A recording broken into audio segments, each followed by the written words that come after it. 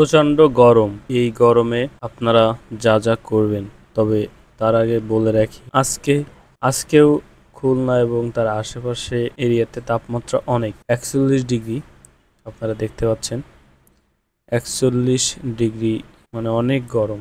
এই গরমে যাতে আমরা কেউ অসুস্থ না হয়ে যাই, সেজন্য আমাদের এই গরমে পোশাক আশাকের দিক দিয়ে আমাদের পাতলা এবং হালকা রঙের পোশাক পরতে হবে। বাড়ির বাইরে থাকার সময় সরাসরি গায়ে যেন রোদ না লাগে, সেটা একটু চেষ্টা করতে হবে। তারপরে শরীরে পানি শূন্যতা হয়ে যাচ্ছে কিনা এটা খেয়াল রাখতে হবে, এবং আপনার প্রস্রাব হলুদ হচ্ছে কিনা এটাও দেখবেন। যদি প্রস্রাব হলুদ হয়ে যায় তাহলে মনে করবেন আপনার পর্যাপ্ত পানি খাওয়ার প্রয়োজন। তারপরে গ্রীষ্মকালীন ফল দিয়ে তৈরি জুস পান করুন।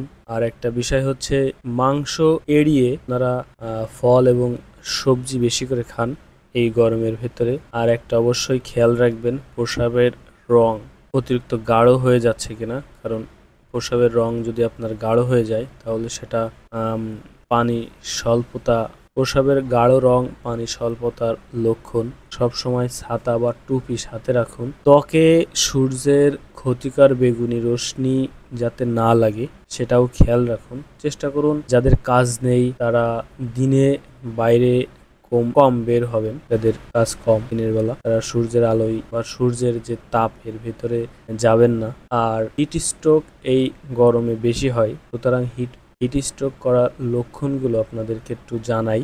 সেটি হচ্ছে, আমি কিন্তু একটি ব্লগ দেখে আপনাদেরকে জানাচ্ছি। শরীরের তাপমাত্রা দ্রুত বেড়ে যাবে, গরমে অচেতন হয়ে যাবেন। অচেতন হয়ে যাওয়াটা হচ্ছে হিট স্ট্রোকের লক্ষণ। মাথা ঘোরা, তীব্র মাথা ব্যথা, ঘাম কমে যাওয়া, ত্বক গরম এবং শুষ্ক হয়ে যাওয়া, শারীরিক দুর্বলতা ও পেশিতে টান অনুভব করা, বমি হওয়া, হৃদস্পন্দন বেড়ে যাওয়া, শ্বাসকষ্ট, খিঁচুনি, এগুলো যদি আপনার হয় তাহলে সেগুলো হিট স্ট্রোকের লক্ষণ। এই সমস্তগুলো আপনারা একটু খেয়াল রাখবেন।